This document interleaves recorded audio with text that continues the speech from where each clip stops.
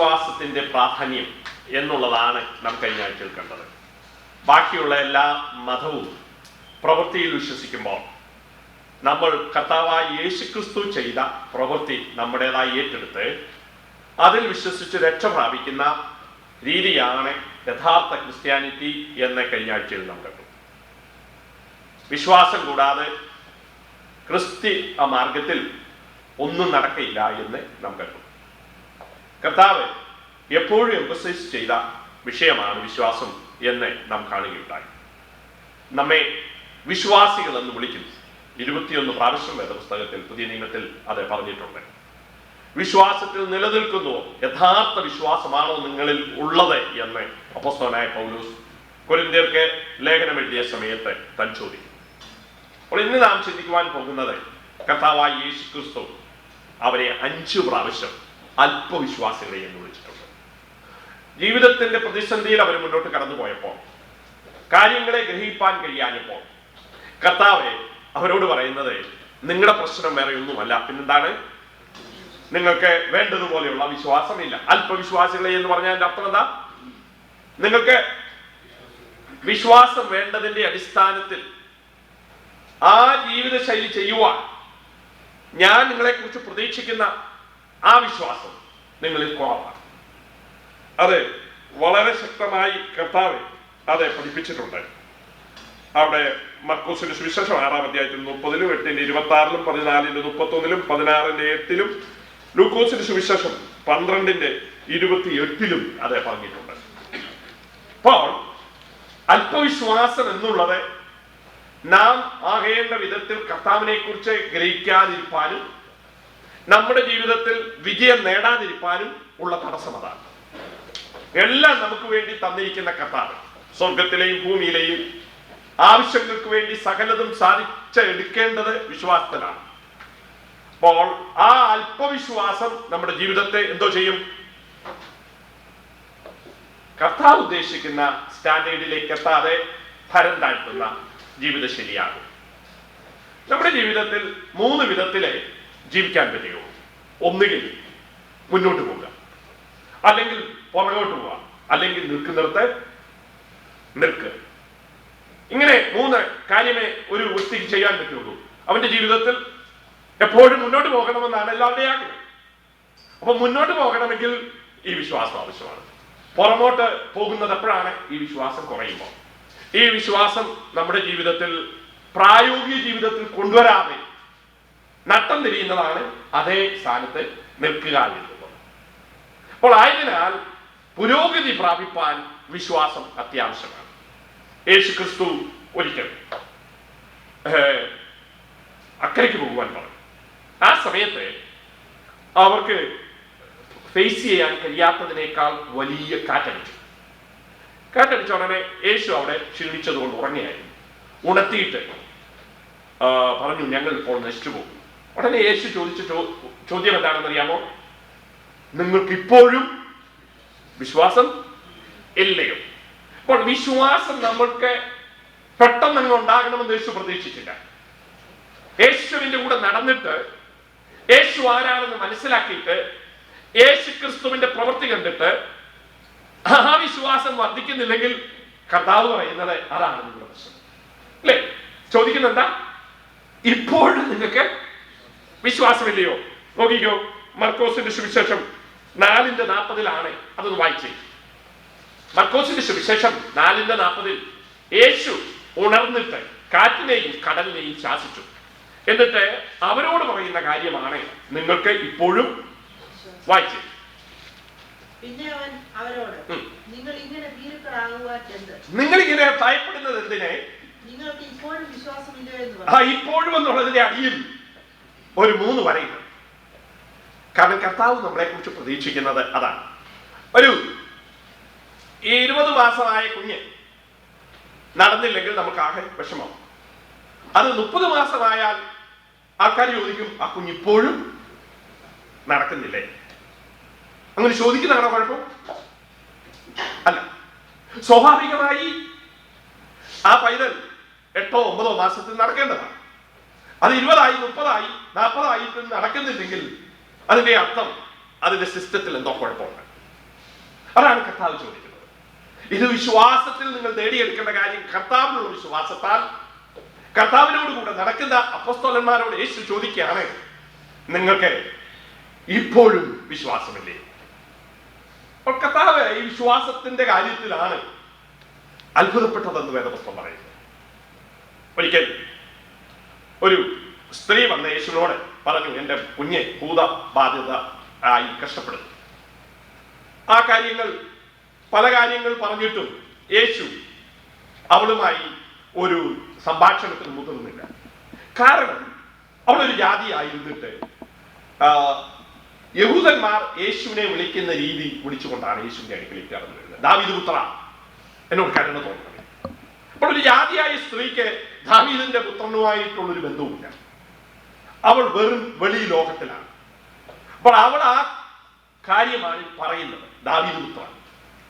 അപ്പോൾ കർത്താവ് അതിനെക്കുറിച്ച് ശ്രദ്ധിക്കുന്നില്ല. അപ്പോൾ കർത്താവ് പറഞ്ഞു, ദാവീദിന്റെ പുത്രന്മാരായി ജീവിക്കുന്നവർക്കാണ് ഞാൻ കൊടുക്കാൻ വന്നിരിക്കുന്നത്, നീ അതല്ലല്ലോ, നീ പുറത്താണ്. അപ്പോൾ അവള് സമ്മതിച്ചു, ഞാൻ പുറത്താണ്. അപ്പോൾ എനിക്ക് പുറത്തുള്ളവർക്ക് തരുന്നത് പോലെ എങ്കിലും തന്നാൽ മതി എന്ന് പറഞ്ഞപ്പോ അവളുടെ വിശ്വാസത്തെ കുറിച്ച് കർത്താവ് അത്ഭുതപ്പെട്ടു എന്നായിരുന്നു. ഇതുപോലെ ഉള്ളൊരു വിശ്വാസം കണ്ടിട്ടില്ല എന്ന് പറഞ്ഞു. അപ്പോൾ ഈ വിശ്വാസം ആർക്കും ഉണ്ടാകാം. അതാ ഞാൻ പറഞ്ഞു വിവരിച്ചെടുക്കണം.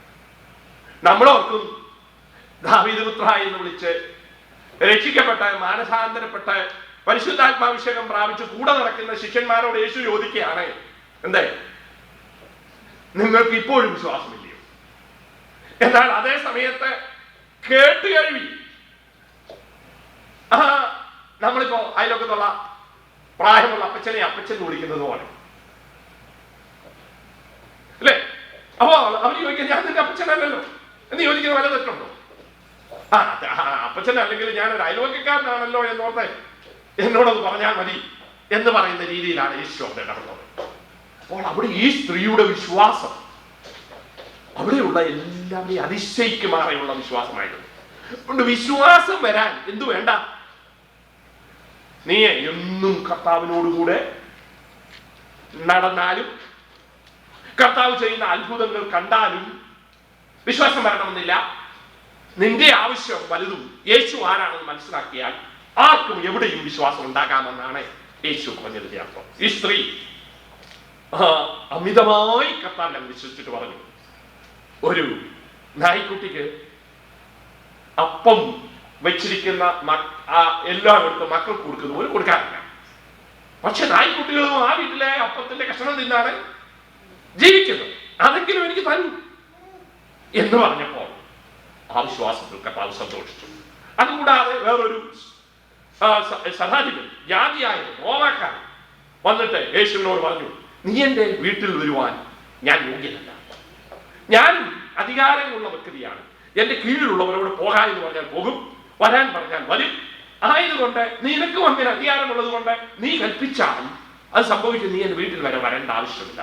അപ്പോൾ യേശു പറഞ്ഞു, ഇങ്ങനെയുള്ള വിശ്വാസം ഞാൻ ഇസ്രായേലിനെ കണ്ടിട്ടില്ല. നോക്കൂ, അപ്പോൾ രണ്ടിടത്ത് യേശു ഉയർത്തി പറഞ്ഞ, യേശു ശ്രേഷ്ഠമെന്ന് കണ്ട, അത്ഭുതപ്പെട്ട വിശ്വാസം വെളിയിലായിരുന്നു.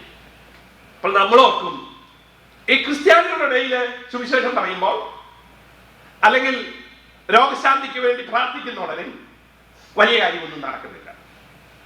എന്താ, വെളിയിലുള്ളവരുടെ അടുക്കൽ ചെന്ന് പ്രാർത്ഥിക്കുന്ന ഉടനെ ഭൂതമുളകുന്നു, അന്നേരമേ സൗഖ്യം വരുന്നു.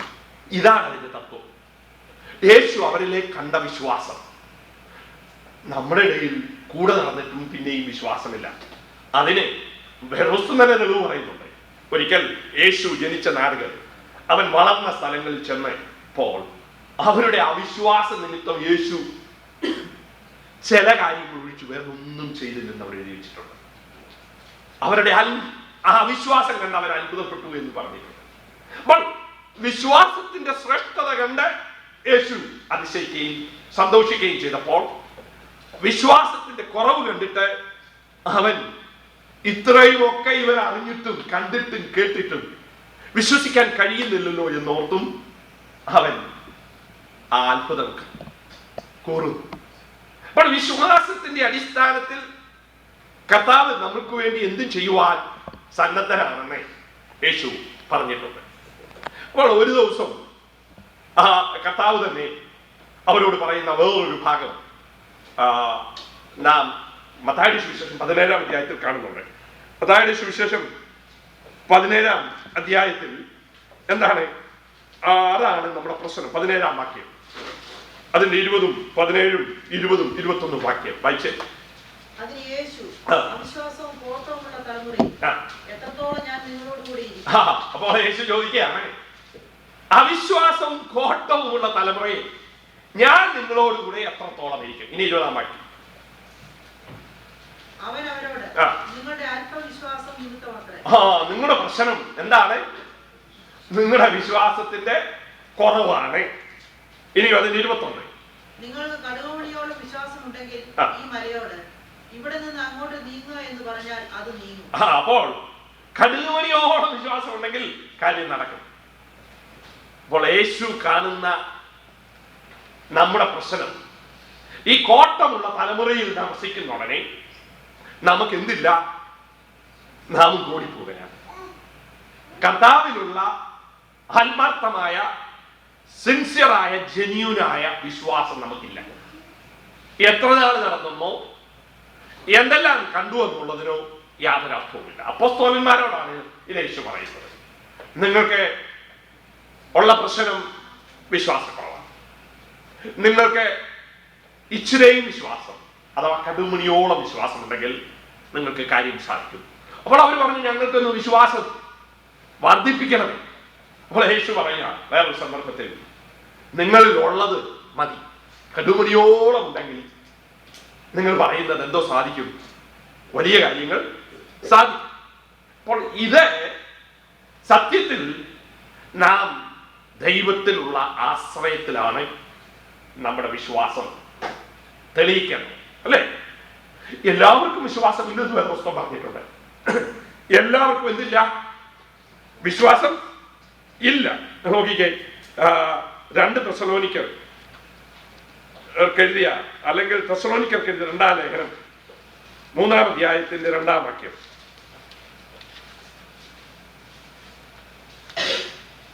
വല്ലാത്തവരും ദുഷ്ടന്മാരുമായ മനുഷ്യരുടെ കയ്യിൽ നിന്ന് ഞങ്ങൾ വിടുവിക്കപ്പെടുവാൻ ഞങ്ങൾക്ക് വേണ്ടി പ്രാർത്ഥിക്കും. വിശ്വാസം എല്ലാവർക്കും ഇല്ലല്ലോ. എന്താ ഈ കുറെ പേര് പ്രാർത്ഥിക്കും? എന്താ അർത്ഥം? ഈ ദുഷ്ടതലമുറയിൽ ജീവിക്കാൻ വേണ്ടി നിങ്ങളെ അങ്ങക്ക് വേണ്ടി പ്രാർത്ഥിക്കണം.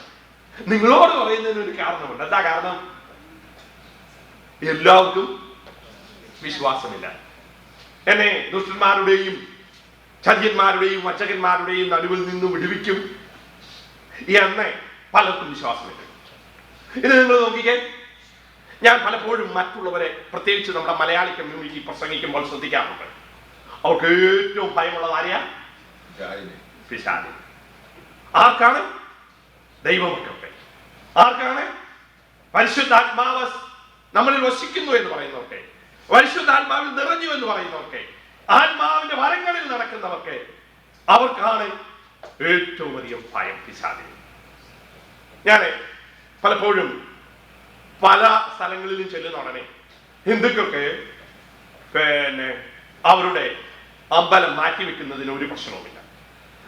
ഇപ്പോ അവരുടെ ഒരു സ്ഥലത്തെ ഇവിടെയാണ് ആരാധിച്ചുകൊണ്ടിരുന്നത്, അവിടുന്ന് ആ വിഗ്രഹം മാറ്റി വേറെടുത്തോട് വെക്കുന്നതിന് എടുത്തോട് പോകുന്നതിന് യാതൊരു കുഴപ്പവും പേടിയുമില്ല. അത് മാത്രമല്ല, അവർക്ക് ക്ഷേത്രത്തിൽ പോയി മോഷ്ടിക്കുന്നതിന് കുഴപ്പമില്ല. നിങ്ങൾ കണ്ടിട്ടുണ്ടോ?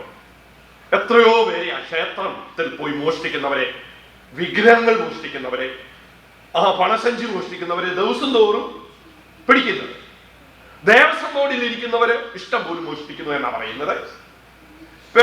പൂജാരികൾ മോഷ്ടിക്കുന്നു എന്ന് പറയുന്നു. വിഗ്രഹങ്ങളെ മോഷ്ടിച്ചു വിൽക്കുന്നു. അവർക്കൊന്നും ഒരു വിശാലും ബാധി ഉണ്ടായതായോ അവരുടെ കുടുംബത്തിൽ ശാപമുള്ളതായിട്ടോ അവരെ പോലീസ് പിടിക്കുന്നതല്ലാതെ വേറൊരു ലക്ഷണം വെച്ചും പിടിക്കുന്നില്ല. എന്താ? ഇതാരാ മോഷ്ടിച്ചത്? നമ്മുടെ ഇടയിലോ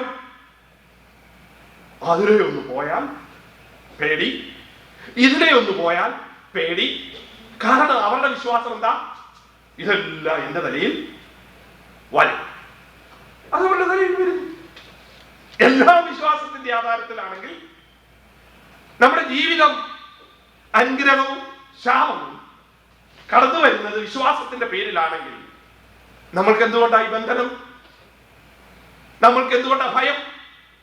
നമുക്ക് എന്തുകൊണ്ടാ ധൈര്യമില്ലാത്തത്? നമുക്കെന്താ അത് ഇവർക്കല്ലാണെന്ന് കാണാൻ കഴിയാത്തത്? എന്തുകൊണ്ടാ? നമുക്കതിലാണ് വിശ്വാസം, അതിന്റെ ശക്തിയിലാണ് വിശ്വാസം. ഇപ്പോ വേറൊരു ഉദാഹരണം ഞാൻ പറയാം. വിശ്വാസത്തിന്റെ കാര്യമാണ്. പിശാച് എന്ന് പറയുന്നത് സർവശക്തനുമല്ല, സർവ്വവ്യാപിയുമല്ല. അപ്പൊ അമേരിക്കയിൽ ഒരു കാര്യം നടന്നാൽ പിശാച് കേരളത്തിലാണെങ്കിൽ പിശാചിന് അറിയത്തില്ല ഇവിടെ എന്തുവാ നടന്നത്. അങ്ങനെ നിങ്ങൾ വിശ്വസിക്കുന്നു? അയ്യോ, ഇന്നലെ ഒരാളെ ഒരു ഇടത്ത് പ്രസംഗിക്കുന്ന ഞാൻ കേട്ടു. നമ്മൾ അന്യഭാഷ പറയുമ്പോൾ മനസ്സിലാക്കുന്ന രണ്ടുപേരേ ഉള്ളൂ ഇത്ര. ഒന്ന് ദൈവവും, രണ്ട് പിശാചും. അപ്പൊ ആ പുള്ളിയുടെ ധാരണ എന്താ? വലിയ പ്രസംഗമാണ്. നമ്മൾ പറയുന്നതല്ലോ മനസ്സിലാക്കുന്ന ഒരു പിശാച്, എന്തോ ഒരു പൊട്ടത്തരം. കാരണം നമ്മൾ ദൈവത്തോട് സംസാരിക്കുകയാണെന്ന് വേദപുസ്തകം പറഞ്ഞിരിക്കുന്നു. അത് മനസ്സിലാക്കാൻ ദൈവത്തിനെ മാത്രമേ കഴിയുള്ളൂ. അവിടെ അത്ര എഴുതിയിട്ടുള്ളൂ. അങ്ങനെയുള്ളപ്പോൾ പിശാച് ആരല്ല? സർവജ്ഞാനി അല്ല. സർവജ്ഞാനി അല്ലാതിരിക്കുമ്പോൾ നാം ഇവിടെ പറയുന്നത് പിശാച് എല്ലായിടത്തും ഇല്ല. പിശാചിന്റെ ശാരന്മാര് കാണും, ദൂതന്മാര് കാണും എല്ലായിടത്തും. പക്ഷെ പിശാചില്ല. അവനെ ഇവിടുന്ന് ഒരാൾ ഒരു കാര്യം പറഞ്ഞിട്ട് അവനെ അറിയിക്കണം, അല്ല പിശാചിനെ അറിയത്തില്ല. നമ്മുടെ ഹൃദയത്തിലുള്ളത് പിശാചിനെ അറിയാൻ പിശാചിന് സർവജ്ഞാനമില്ല. അപ്പോ നമ്മുടെ ഭയത്തിൽ നിന്നുളവാകുന്ന നമ്മുടെ തെറ്റായ പഠിപ്പീരിൽ നിന്ന് നമ്മളുടെ ജീവിതത്തിൽ നാം വെച്ചു പുലർത്തുന്ന തെറ്റിദ്ധാരണയുടെ അടിസ്ഥാനത്തിൽ നാം വിശ്വസിക്കുന്ന കാര്യങ്ങളുടെ മുകളിലാണ് നമുക്ക് ഈ പ്രശ്നമെല്ലാം ഉണ്ടാകുന്നത്. ഊടാടി സഞ്ചരിക്കുക എന്ന് പറഞ്ഞാൽ ഇന്നിപ്പോ കേരളത്തിലാണെങ്കിൽ നാളെ അമേരിക്കയിലായിരിക്കും, മറ്റന്നാൾ കാനഡയിലായിരിക്കും, അവിടുത്തെ ന്യൂസിലാൻഡിലായിരിക്കും. ഭൂമിയിൽ ഊടാടി സഞ്ചരിക്കുന്നു എന്നാണ്. അതൊരു വലിയ നടപ്പാണ്. അങ്ങനെ ഊടാടി സഞ്ചരിക്കുക എന്ന് പറഞ്ഞാൽ ഇന്നിവിടെ ആണെങ്കിൽ അവിടുത്തെ ആയിരിക്കും, പിന്നെ അല്ലാതെ എല്ലായിടത്തും ഉണ്ടെന്നല്ല അതിന്റെ അർത്ഥം. അല്ലെന്നർത്ഥം, എല്ലായിടത്തും ഇല്ലെന്നർത്ഥം. അവൻ ഇവിടെ ആണെങ്കിൽ ഇന്നിവിടെ, നാളെയെങ്കിൽ അവിടെ. നമ്മുടെ ജീവിതത്തിൽ നാം വേണ്ടാത്തത് വിശ്വസിക്കുകയും അതിന്റെ ഫലം നാം കൊയ്യുകയും ചെയ്യണം. ഒരിക്കൽ ഞാൻ ഒരു സ്ഥലത്ത് ചെന്നപ്പോൾ ആ വ്യക്തി വളരെ ഭാരപ്പെട്ടിരിക്കുന്നു. കാരണം തൻ്റെ കുടുംബത്തിൽ ഒരു പതിവുണ്ടായിരുന്നു. അത് ഹിന്ദുവായ ഒരു വ്യക്തിയാണ്. ഞാൻ ഹിന്ദുക്കളുടെ താമസിക്കുന്ന കാലഘട്ടത്തിൽ ഒരു പതിവുണ്ടായിരുന്നു. അവരുടെ കുടുംബത്തിൽ നിന്ന് ആരെങ്കിലും അടുത്ത തലമുറയിൽ പുരോഹിതനാകണം. അപ്പോൾ അവർക്ക് അതിനൊന്നും താല്പര്യമില്ല ഇപ്പോഴത്തെ ജനറേഷന്. എന്നാലും അമ്മയും അപ്പനും പറഞ്ഞതുകൊണ്ട് ഈ ചെറുക്കൻ വലിയ ഭീതിയാണ്. അടുത്ത തലമുറയിൽ ഇവനാകാൻ സാധ്യതയുണ്ടെന്നോർത്ത് അവരെങ്ങനെ ഭാരപ്പെട്ട് വിഷമിച്ച് മുറിയിൽ നിന്ന് ഇറങ്ങാതിരിക്കുന്ന ഉടനെ അടുത്ത വേറെ ഒരു വ്യക്തിയെ അവർ അഭിഷേകം ചെയ്തു. എന്താ അവിടെ വേറൊരാളെ അഭിഷേകം ചെയ്തപ്പോഴും ഇവൻ ഇങ്ങനെ ഭയപ്പെട്ടിരിക്കുക. എന്തിന്? അവനാകുവേണ്ടി വരുമല്ലോ എന്നോർത്ത്. അപ്പൊ നമ്മുടെ ഇടയിൽ മാത്രമല്ല പേടി അവർക്കും ഉണ്ട്. അതായത് പറയാൻ വന്നതിന്റെ അർത്ഥം മറ്റുള്ളവർക്കും ഉണ്ട്. തലമുറയായി പൂജാരിയായി ജീവിക്കുന്ന വ്യക്തികൾക്ക് അപ്പൻ മരിച്ചു പോയാൽ, അല്ലെ അപ്പൻ പ്രായമായാൽ അടുത്ത സ്ഥാനം തനിക്ക് ലഭിക്കുമെന്നോർത്ത് ഭാരപ്പെട്ട് അവൻ മുറിയിൽ ഇറങ്ങാതെ ഇങ്ങനെ ഇരിക്കുന്ന ഉടനെ ഓരോരുത്തനെ അവിടെ അവരെല്ലാവരുടെ ദർശനം വെച്ചോ ഇത് കണ്ടോ ഓരോരുത്തനെ അവരെ സെപ്പറേറ്റ് ചെയ്തപ്പോഴും ഇവനിങ്ങനെ ഭാരപ്പെട്ടിരിക്കുക. നമ്മുടെ നാട്ടിലെ ഒരു പഴഞ്ചൊല്ലുണ്ടല്ലോ, ഒരുത്തനെ തന്നെ നനച്ചിരുന്നാൽ വരുന്നതെല്ലാം അവനെന്ന് തോന്നും. ഇത് തന്നെയാണ് നമുക്ക് സംഭവിച്ചിരിക്കുന്ന കുഴപ്പം. അപ്പോൾ പിശാച് ഇങ്ങനെ ചെയ്യുമെന്ന് നാം വിശ്വസിക്കുന്ന ഉടനെ ആ വിശ്വാസത്തിൽ നാം കാണിക്കുന്ന പ്രശ്നങ്ങളാണ് നമ്മുടെ ഈ കൂടുതൽ പ്രശ്നങ്ങൾ. നമുക്ക് മാത്രമാണ് ശവക്കോട്ടയിൽ ഭയം. കാരണം ഒരു ആൾ മരിച്ചുപോയാൽ, വീട്ടിൽ കിടന്ന് മരിച്ചാൽ വലിയ ഭയമാണ്. എന്നാൽ ഹിന്ദുക്കളെ വീട്ടിൽ അവരെ മുറ്റത്തെ ഏറ്റവും പ്രാധാന്യമുള്ള സ്ഥലത്താണ് അവരുടെ അപ്പനെയും അമ്മയെയും അടക്കുന്നത്. അവർക്ക് യാതൊരു ഭയവും. ഇവിടെ അമേരിക്കയിലുള്ളവർക്ക് ചാക്കോട്ടയിൽ പോകാൻ ഒരു ഭയമില്ല. രാത്രിയാണെങ്കിലും പകലാണെങ്കിലും അവിടെ ഒന്നും പിശാച് വിളിച്ചിരിപ്പില്ല. വൃത്തിക്ക് കിടക്കാത്തടത്ത് പിശാച് വരുമെന്നും വേറെ പുസ്തകത്തിൽ എങ്ങുമില്ല. അങ്ങനെയാണെങ്കിൽ ഈ ചപ്പിക്കൂട്ടയിലാണ് ആര് താമസിക്കേണ്ടത്? പിശാച് താമസിക്കേണ്ടത്, അല്ലേ? അതെ. അപ്പോ നമ്മുടെ ചിന്തയ്ക്കനുസരിച്ചാണ് പിശാച് പ്രവർത്തിക്കുന്നത്. വിശ്വാസം നമ്മുടെ മിക്കം വിശ്വാസമാണ്. അപ്പോൾ അവിടെ വിശ്വാസം എന്താണോ അതിനനുസരിച്ച് നമ്മുടെ ഹൃദയത്തിൽ ഒരു പീര് തന്നെ നമ്മെ അടിമയാക്കി വെക്കുന്നതാണ് പിശാചിന്റെ രൂപം. അപ്പോൾ നമ്മുടെ വിശ്വാസം നമ്മുടെ ജീവിതത്തെ നയിക്കുന്നു എന്നുള്ളതിന് യാതൊരു സംശയമില്ല. നിങ്ങൾ കണ്ടിട്ടില്ലേ, ഈ അത്ഭുതങ്ങളുടെ കൂട്ടത്തിൽ ഈ ടി വിയിൽ വരുന്ന ചാനലുകളിൽ അമ്മ കുഞ്ഞിനെ രക്ഷിക്കാൻ വേണ്ടി ഉരുണ്ടുവരുന്ന വലിയ ട്രക്ക് പിടിച്ചു നിർത്തുന്നു. കണ്ടിട്ടുണ്ടോ? അതിന്റെ കുഞ്ഞ് താഴെ പോയപ്പോൾ കുഞ്ഞിന്റെ മേലിൽ കയറാതിരിക്കാൻ ഒരു സാധാരണ സ്ത്രീ അവളുടെ മാനസിക ശക്തിയിൽ എനിക്ക് എന്തെങ്കിലും ചെയ്യണമെന്ന് വിചാരിച്ച് വേറെ ആർക്കും ഒരിക്കലും ചെയ്യാൻ കഴിയാത്ത കാര്യങ്ങൾ അവൾ ആ ട്രക്ക് ഉരുണ്ടുവരുന്ന ട്രക്കിനെ പിടിച്ചു നിർത്തുന്നത് നിങ്ങൾക്ക് പോയാൽ യൂട്യൂബിലൊക്കെ കാണാൻ കഴിയും. ഇതിന്റെ കാരണം എന്താ? അവളുടെ ആവശ്യ സമയത്ത് അവളിലുള്ള മെന്റൽ സ്ട്രെങ്ത് അവളെ ഇത് ചെയ്യാൻ വേണ്ടി പ്രേരിപ്പിക്കുമ്പോൾ എങ്ങനോ വല്ലാത്ത ശക്തി അവളുടെ ഉള്ളിലുള്ളത് മാനസിക ശക്തിയോ ശാരീരിക ശക്തിയോ വന്ന് അവളെ ആ കൊച്ചിനെ രക്ഷിക്കുന്നു. ഇങ്ങനെയുള്ള 100 കഥാസന്ദർഭങ്ങൾ നിങ്ങൾക്ക് കാണാൻ കഴിയും. എന്താ കാരണം? അവൾ ആത്മാർത്ഥമായി അവളുടെ ആ സാഹചര്യത്തിൽ വിശ്വസിക്കുകയും പ്രവർത്തിക്കുകയും ചെയ്യുന്നു. നമ്മുടെ വിഷയത്തിലേക്ക് മടങ്ങി വരാം. യേശു പറയുന്നു, നിങ്ങൾക്ക് വിശ്വാസമില്ലാത്തതാണ് പ്രശ്നം. അപ്പോസ്തലനായ പൗലോസ് പറയുന്നു, എല്ലാവർക്കും എന്തില്ല? വിശ്വാസമില്ല. അതുകൊണ്ട് വിശ്വാസമുള്ള നിങ്ങൾ വേണം പ്രാർത്ഥിക്കാൻ, അല്ലെ? ആ വാക്യം മുഴുവൻ വായിച്ചു. എല്ലാവർക്കും ഒന്നുകൂടെ വായിച്ചു. തെസ്സലോനിക്ക ലേഖനം. വല്ലാത്തവരും ദുഷ്ടന്മാരുമായ മനുഷ്യരുടെ കയ്യിൽ നിന്ന് ഞങ്ങൾ വിടുവിക്കപ്പെടുവാൻ ഞങ്ങൾക്ക് വേണ്ടി പ്രാർത്ഥിപ്പീൻ. വിശ്വാസം എല്ലാവർക്കും ഇല്ലല്ലോ. കർത്താവ് വിശ്വസ്തൻ. കർത്താവ് വിശ്വസ്തനാണ്. പ്രശ്നം എന്താ? എല്ലാവർക്കും വിശ്വാസമില്ല. അപ്പൊ നമ്മുടെ പ്രശ്നം എന്താ? കർത്താവാണോ? അല്ല. കർത്താവ് വിശ്വസ്തൻ, നമ്മളോ വിശ്വാസമില്ലാത്തവർ. അവരാണ് വിശ്വസ്തൻ. ഈ ഞാൻ പറഞ്ഞല്ലോ, വിശ്വാസം എന്നുള്ളത് എന്റെ റൂട്ട് തന്നെയാണ് വിശ്വസ്തത എന്നുള്ളത്. വിശ്വാസത്തിന്റെ അടിസ്ഥാനത്തിൽ ജീവിക്കുന്നവനാണ് വിശ്വസ്തൻ. ദൈവ പ്രമാണത്തിന്റെ അടിസ്ഥാനത്തിൽ ജീവിക്കുന്നവനാണ് വിശ്വസ്തൻ. അതാണ് ആത്മാവിന്റെ ഫലമായി വിശ്വസ്തത എന്നുള്ള പദം അവിടെ എഴുതിയിരിക്കുന്നത്. അപ്പോൾ വിശ്വാസത്തിൽ നടക്കുന്നവൻ, ദൈവികമായ പദ്ധതിയിൽ നടക്കുന്നവനാണ് ദൈവവിഷയമായി വിശ്വസ്തൻ. അപ്പോൾ റൂട്ട് സെയിമാണ്. അപ്പോൾ ഇത് ഉണ്ടാകേണ്ടത് എവിടുന്ന? ഈ വിശ്വാസം 1 ദൈവവചനത്തിൽ നിന്ന്, 2 യേശുവിന്റെ സാമീപ്യത്തിൽ നിന്ന്, 3 നമ്മളിലുള്ള ആത്മാവിന്റെ ഫലമായി, 4 കൃപാപരമായി ചിലർക്ക് വിശ്വാസം ലഭിക്കും. കൃപയായി, കാരണം പ്രവചിക്കുന്നുവെങ്കിൽ വിശ്വാസത്തിന് ഒത്തവൻ അവൻ വിശ്വാസത്തിൽ പ്രഖ്യാപിക്കുകയാണ് ഇന്നത് സംഭവിക്കും. അപ്പോൾ ദൈവം വിശ്വസ്തനായതുകൊണ്ട് അത് സംഭവിക്കും. നമ്മുടെ ജീവിതത്തിൽ ആത്മാവിൽ നിറയുകയും ആത്മാവിനെ അനുസരിച്ച് നടക്കുകയും ആത്മാവ് നമ്മളിൽ ഫലം കായ്ക്കുകയും ചെയ്യുന്ന ഉടനെ എന്തോ സംഭവിക്കണം? വിശ്വാസം വർദ്ധിച്ച് വർദ്ധിച്ച് വരണം. ഈ തലമുറയ്ക്ക് ഉള്ള പ്രശ്നം എന്താ? നമ്മൾ മുമ്പേ വായിച്ചു, വിശ്വാസവും ഇല്ലായ്മയും കോട്ടമുള്ള തലമുറയും. അപ്പോൾ നമ്മളും ഈ തലമുറയുടെ ഭാഗമായി ജീവിക്കുന്ന ഉടനെ അവിശ്വാസം നമ്മളിലേക്കും കടന്നു വരുവാൻ സാധ്യതയുണ്ട്. നാം വിശ്വാസത്തിൽ വളരണം. എങ്ങനെയാ വളരുന്നത്? നോക്കിക്കേ, തെസ്സലോനിക്കർക്ക് എഴുതിയ 2-ാം ലേഖനം 1-ാം അധ്യായത്തിന്റെ 3-ാം വാക്യം വായിച്ചേ.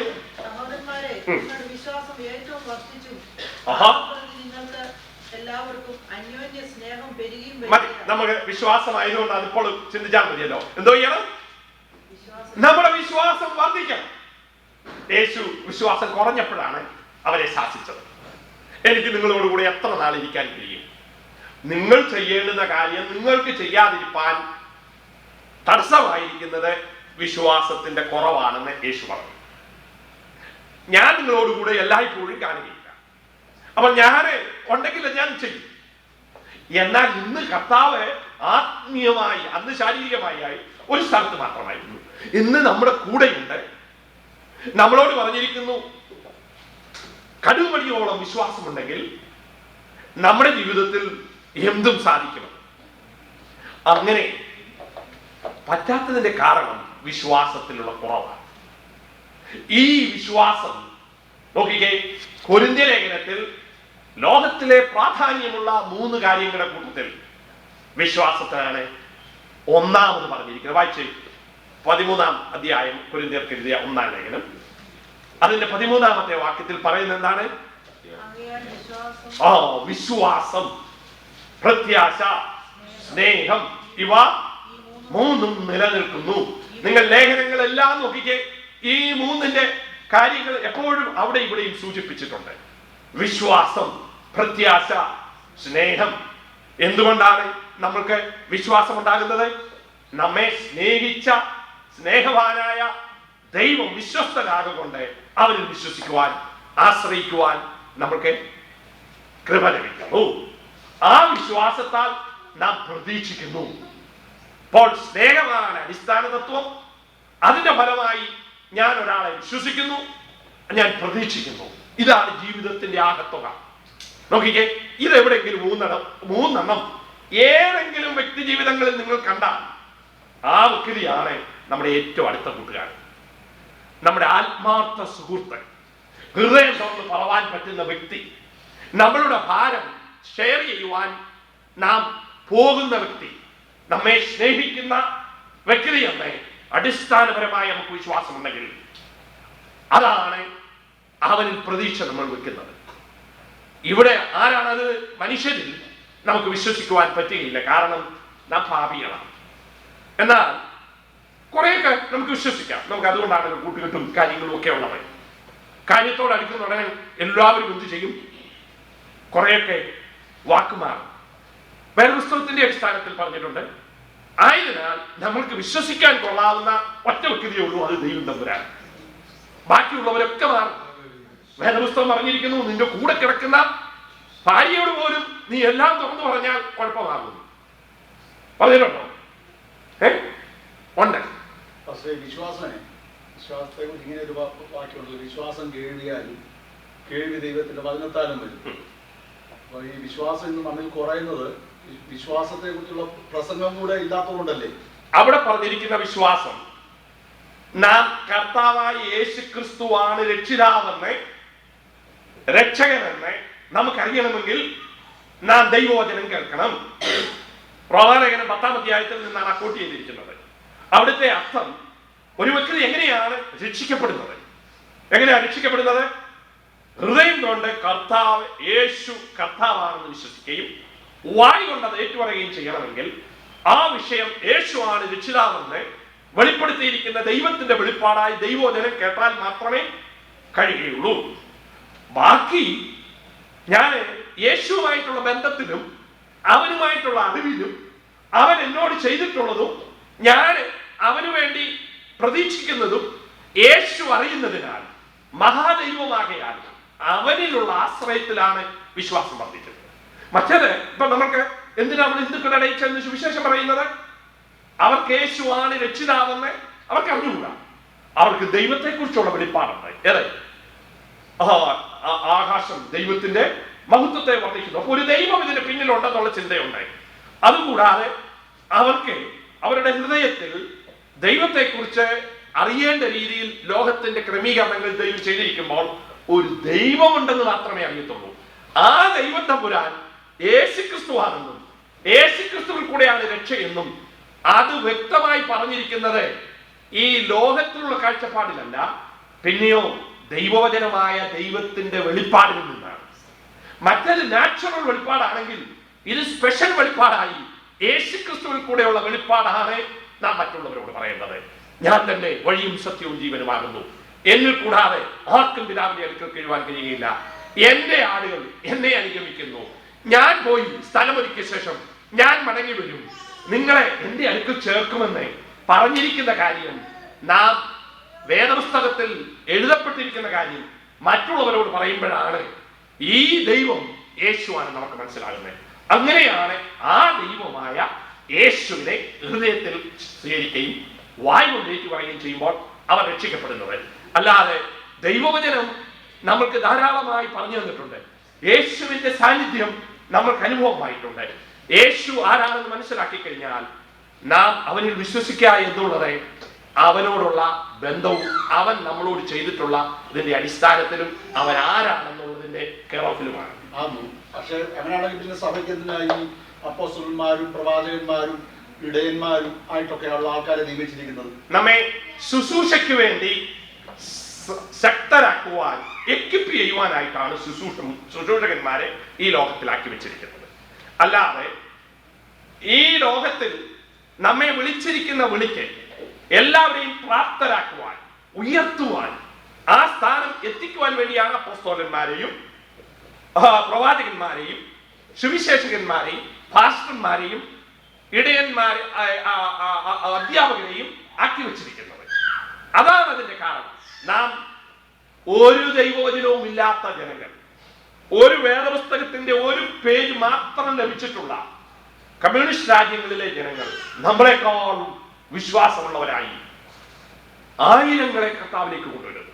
അവരുടെ ജീവിതത്തിൽ ബൈബിളൊക്കെ ഇപ്പോഴാണ് കിട്ടാൻ തുടങ്ങി. കഴിഞ്ഞ അനേക വർഷങ്ങൾ ഒരു ബൈബിൾ കാണാത്തവർ ഒരു വാക്യം, 2 വാക്യം, ഒരധ്യായത്തിന്റെ ഒരു പേജ്, അരപ്പേജ് ഒക്കെയാണ് ഓരോരുത്തരും കൈവശം വെച്ചിരുന്നത്. അവരൊക്കെ ആത്മാക്കളെ വളരെ രക്ഷിച്ചു. ഇന്നത്തെ കണക്കുകൾ ശരിയാണെങ്കിൽ ചൈനയിലാണ് ഏഷ്യാ ഭൂഖണ്ഡത്തിൽ വെച്ച് ഏറ്റവും അധികം ക്രിസ്ത്യാനികളുള്ളത്. അവിടെ ഏറ്റവും അധികം പീഡിപ്പിക്കപ്പെട്ട സ്ഥലവും ബൈബിൾ കാണാൻ പോലും ഇല്ലാത്ത സ്ഥലമായിരുന്നു. അവരറിഞ്ഞത് യേശു എന്ന വ്യക്തിയാണ്. യേശുവിനുള്ള ആ വലിയ ദർശനം, ആ വിശ്വാസം, ആ പ്രത്യാശയാണ് അവരെ വളർത്തിയത്. അല്ല, ബൈബിളിലായിരുന്നു. പലരും 100 പേര് കൂടി 100 പേര് കാണാതെ പഠിച്ച് അവര് വരുമ്പോൾ അന്യോന്യം ഷെയർ ചെയ്യുന്നതായിരുന്നു അവരുടെ പതിവ്. അപ്പോൾ ആയതുകൊണ്ട് നാം വിചാരിച്ചിരിക്കുന്നത് ദൈവവചനം കേൾക്കണം, അത് ഞാൻ എതിരല്ല.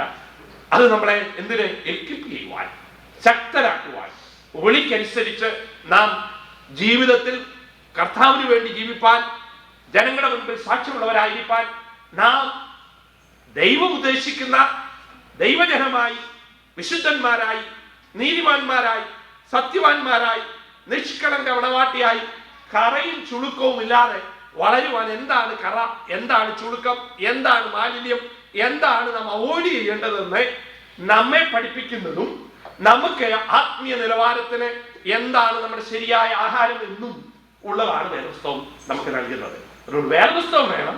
വേദപുസ്തകം ഇല്ലാത്തത് കൊണ്ടല്ല നമുക്ക് വിശ്വാസമില്ലാത്തത്. കാരണം പഴയ തലമുറയിൽ വായിക്കാൻ അറിയാത്ത അപ്പച്ചന്മാരും അമ്മച്ചിമാരുമായിരുന്നു വിശ്വാസത്തിൽ മുതിർന്നവർ.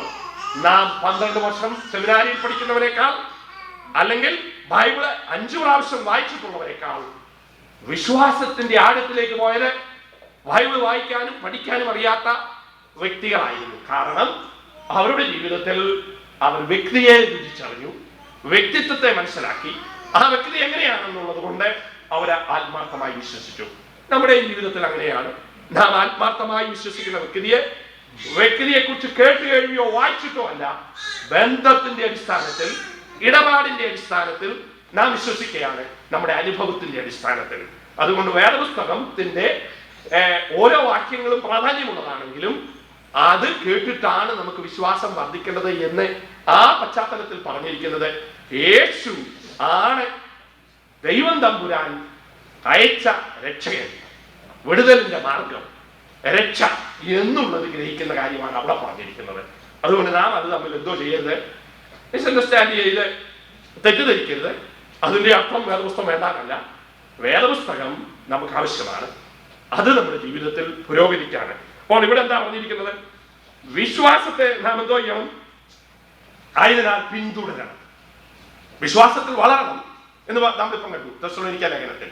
ഇനി അടുത്തെന്താ പറഞ്ഞിരിക്കുന്നത്? വിശ്വാസത്തെ പിന്തുടരണം. നമുക്കൊന്ന് നോക്കാം.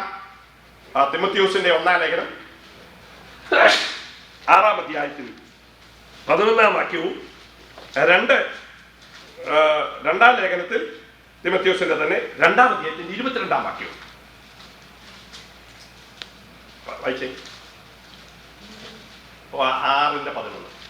But you men of God, flee from all these and pursue righteousness, godliness, faith, love, endurance, and okay, അവിടെ ഒരു നീണ്ട പട്ടിക പറയാണ്. അതിനകത്ത് എന്തോ പറഞ്ഞിരിക്കുന്നത്? നീ വിശ്വാസത്തെ പിന്തുടരുക. പറഞ്ഞ മനസ്സിലായി? അപ്പോൾ വിശ്വാസത്തിന് വേണ്ടി നാം പെർസ്യൂ ചെയ്യണം. വിശ്വാസം നമ്മുടെ ജീവിതത്തിൽ നമുക്ക് അടിസ്ഥാനപരമായ തത്വമായിരിക്കുന്നതിനാണ്.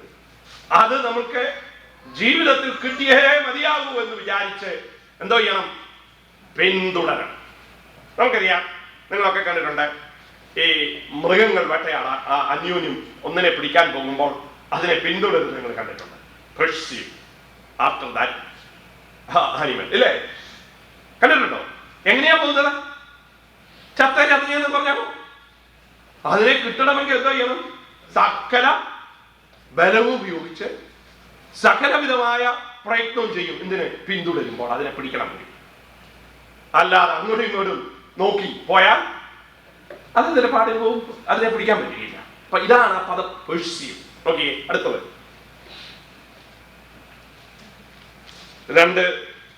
രണ്ടാം ലേഖനം 2:22.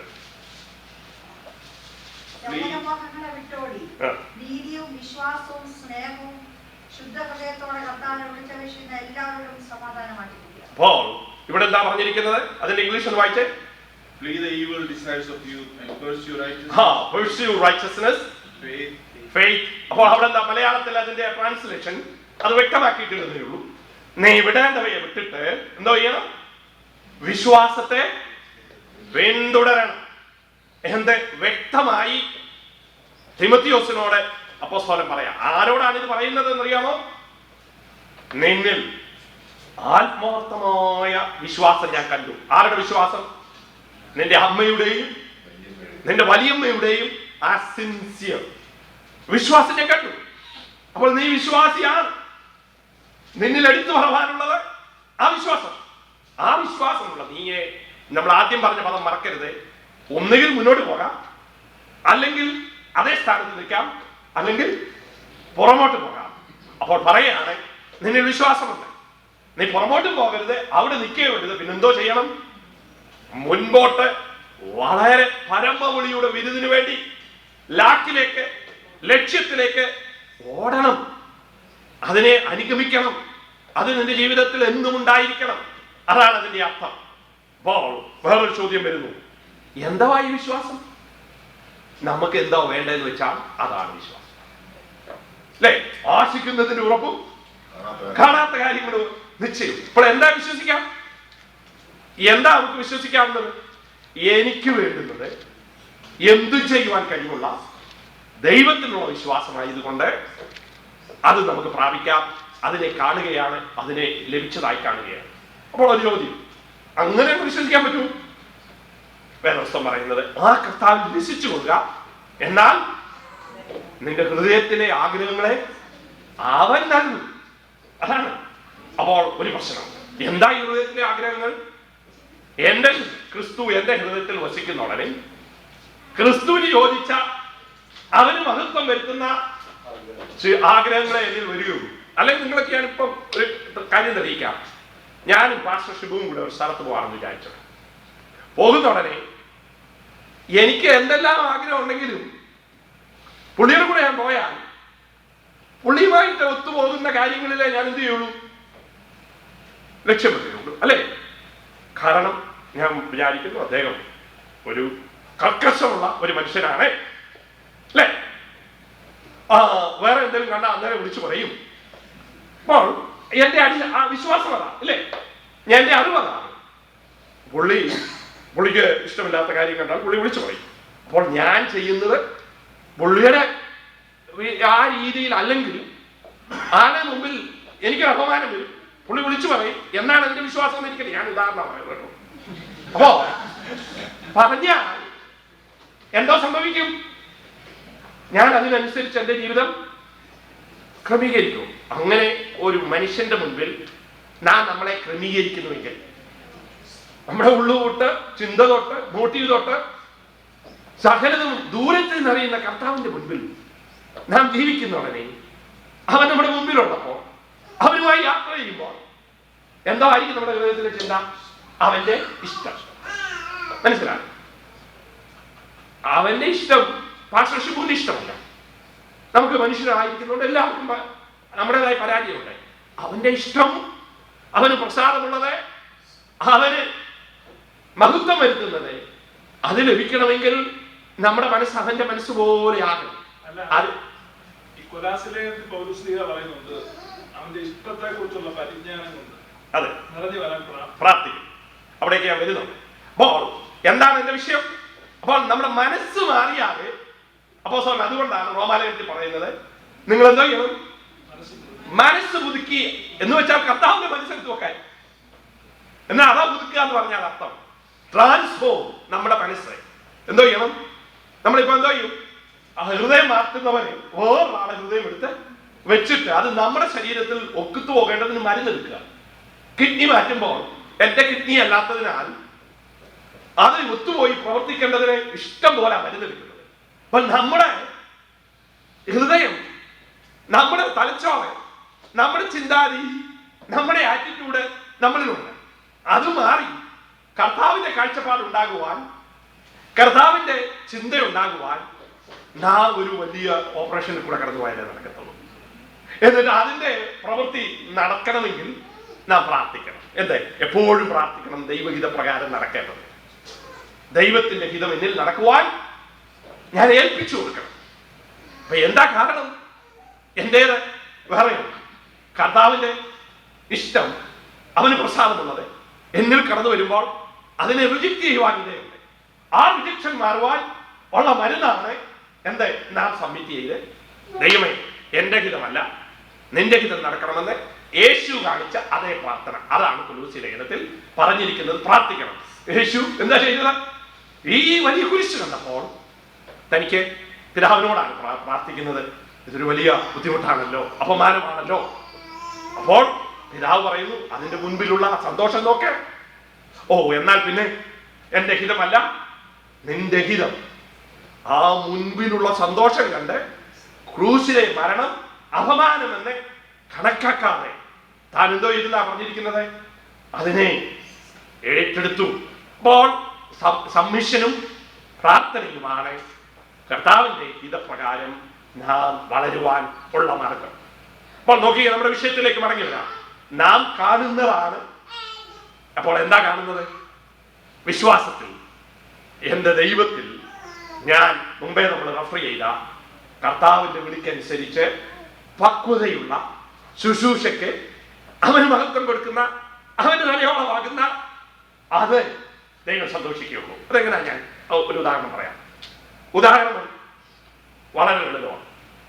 എനിക്കൊരു കുഞ്ഞുണ്ടായാൽ ആ കുഞ്ഞെ ആൺകുഞ്ഞാണെങ്കിൽ എന്നെ പോലെ വലുതായി ആരോഗ്യമുള്ളതായി എന്നെക്കാൾ ഇച്ചിലൂടെ വളർന്നാലും എനിക്കെന്തില്ല?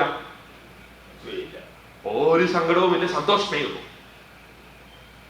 ഒരു പെൺകുഞ്ഞാണെങ്കിൽ കുറഞ്ഞത് ഒരു എന്റെ ഭാര്യയുടെ അത്രയിലും ആയി ആ സ്വഭാവം ഒക്കെ വരണമെന്ന് എന്റെ ആഗ്രഹം. അപ്പോൾ അതാണ് നമ്മുടെ കാഴ്ചപ്പാട്. അതിനേക്കാൾ ഇച്ചിലൂടെ നീളം വെച്ച് സുന്ദരിയാണെങ്കിൽ അയ്യോ എന്റെ ഭാര്യയേക്കാൾ എന്റെ കുഞ്ഞ് സുന്ദരിയായി പോയല്ലോ എന്ന് നമ്മൾ പറയുന്നു. അതിൽ അഭിമാനം കൊള്ളും. ദോഷികളായ നിങ്ങൾ നിങ്ങളുടെ മക്കൾക്ക് നല്ല ദാനങ്ങളെ കൊടുക്കുന്നുവെങ്കിൽ സ്വർഗസ്ഥനായ പിതാവ് എത്രയായിരുന്നു. അതുകൊണ്ടാണ് കർത്താവ് പറഞ്ഞത് എന്താണെന്നറിയാമോ? ലോകത്തിൽ ഒറ്റ മനുഷ്യനും പറയില്ല, ഞാൻ പോയി പരിശുദ്ധാത്മാവിനെ അയക്കുമ്പോൾ ഞാൻ ചെയ്തതിലധികം നിങ്ങളും ചെയ്യും. അത് തുറന്നിട്ടിരിക്കുകയാണ്. എന്താ? ദൈവം അല്ലാതെ, കർത്താവ് അല്ലാതെ ആരും അത് പറയത്തില്ല.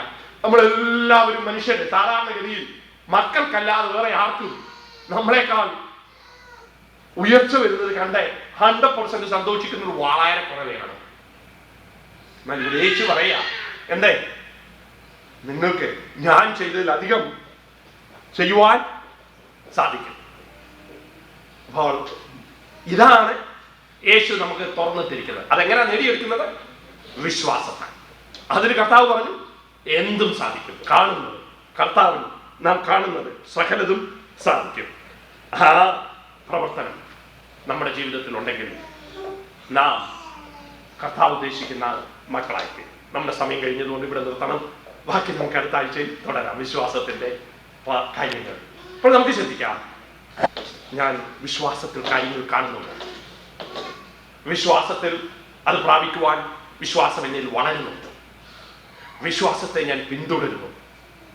ആ യഥാർത്ഥ വിശ്വാസം എന്നിൽ ഉണ്ടോ എന്ന് പരിശോധിക്കും. അതാണ് അപ്പോസ്തലൻ പറഞ്ഞിരിക്കുന്നത്. വിശ്വാസത്തിൽ നിന്ന് നിൽക്കുന്നുവോ എന്ന് പരിശോധിപ്പീൻ. ഇന്ന് രാവിലെ നമ്മൾക്ക് വേണ്ടുന്ന കാര്യം അതാണ്. വിശ്വാസികളെന്ന് പേരുണ്ട്. യേശു പറഞ്ഞു, നിങ്ങളുടെ പ്രശ്നം വിശ്വാസമില്ലായ്മയാണ്. നിങ്ങൾക്ക് ഇപ്പോഴും വിശ്വാസമില്ലേ? ഇത്രയും കൂടെ നടന്നിട്ട് എല്ലാവർക്കും വിശ്വാസമില്ലല്ലോ. വിശ്വാസമുള്ളത് കണ്ടപ്പോൾ യേശു സന്തോഷിച്ചു, അത്ഭുതപ്പെട്ടു, പറയുന്നു, ഞാൻ ചെയ്തില്ല, അധികം ചെയ്യുവാൻ നിങ്ങൾക്ക് സാധിക്കും വിശ്വാസമുണ്ടെങ്കിൽ. കടുകുമണിയോളം വിശ്വാസമുണ്ടെങ്കിൽ ഉള്ള വിശ്വാസത്തെ വർദ്ധിപ്പിക്കുക. ആ വിശ്വാസത്തിൽ നിലനിൽക്കുവാൻ, വിശ്വാസത്തിന് വേണ്ടി പോരാടുക, ആ വിശ്വാസത്തെ പിന്തുടരുക. നമുക്ക് പ്രാർത്ഥിക്കാം.